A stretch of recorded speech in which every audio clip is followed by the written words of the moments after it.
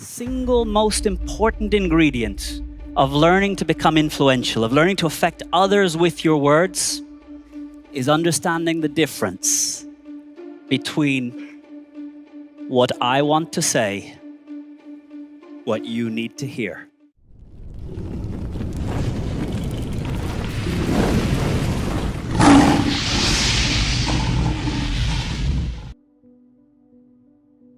But I guarantee, when you arrive home tonight and the door opens into your house or your apartment, and as you walk through, your partner says, "You're late.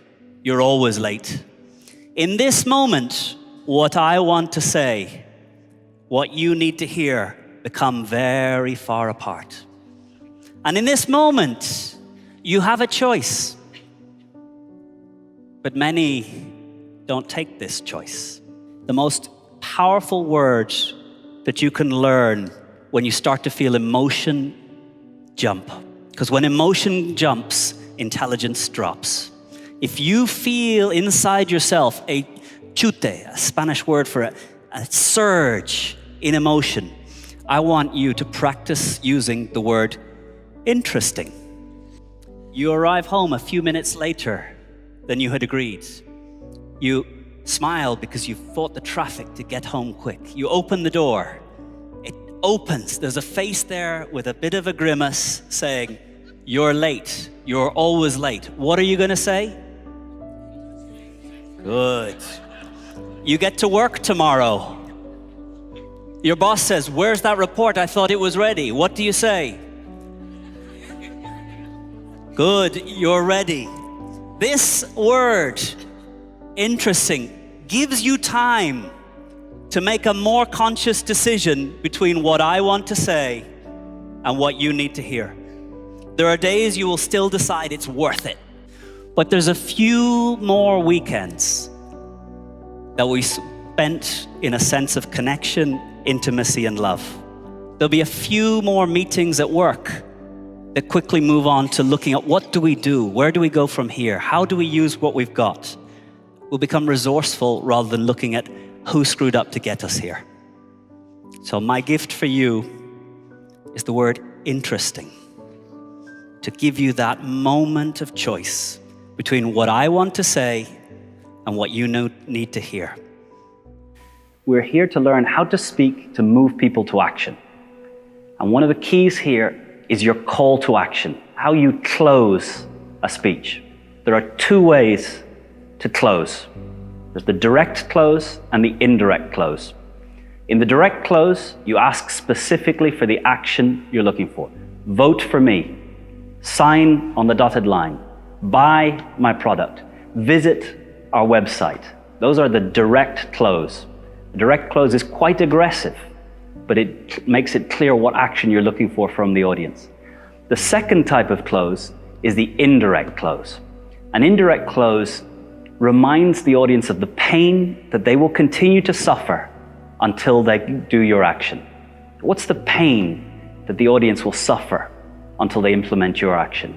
Will they stay late at work every day until they use your new time management technique? Will their children suffer every day when they smoke and that smoke smell reaches them? If they fail to insulate their attic, will they lose 10 euros in energy going out through the roof every day? So a direct close, call for the action directly. An indirect close, remind the audience of the pain. What's the pain that's going to go away when they move to the action you're looking for? Those are the only two ways to call to action. And Aristotle tells us we need to connect on three levels if we are to change another person, if we are to reach them with our words, if we are to reach them and allow them to see a new way of seeing the world. Logos, ethos, and pathos. Logos is that my words make sense from your point of view. My argument starts from where you start. My beliefs start from what you believe. And the search for this point, the enthymeme, the point where my beliefs and your beliefs begin, is the most important part of Logos. Finding a point where we can begin. If you can find this point, you can build enormous, great monuments on top of it. If you never find this point, You're building monuments on sand. Ethos, trust, credibility. Why are you listening to me? What are the ingredients that allow you to decide it's worth listening to me here on this stage? Part of it has to do with reputation. You assume no one would have just let me walk in here and take the stage.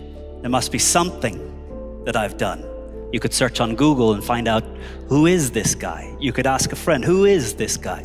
So one part of credibility is what they say about me, what Google says. It's very hard to run away from Google these days, which I hope is increasing transparency and the need to have lived a good life in order to be considered worthy of trust. But the second part is the way I speak, the way I look, the way I move. And all human beings are very good at seeing whether someone looks like they believe in what they say, looks like they care about what it is they're talking about, and looks into the audience seeking that your eyes are shining, showing that you're getting what I'm telling you. Logos, ethos. The third element is pathos, emotion. Aristotle said, if you connect with the reason, you see my motive and you have a reason to trust, but you do not feel as a human being, you will not change. You will do what you would have done anyway.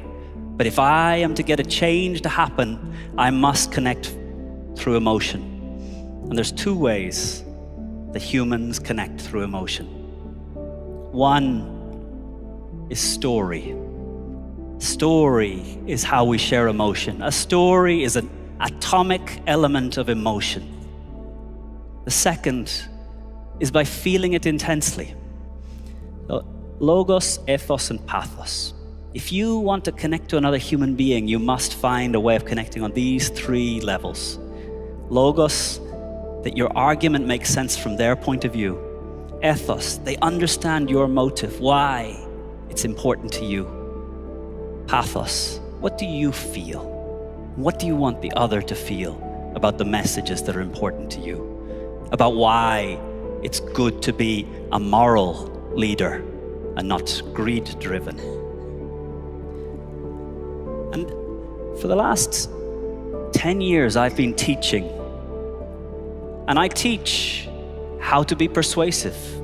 And I think the single most important ingredient of learning to become influential, of learning to affect others with your words, is understanding the difference between what I want to say, what you need to hear.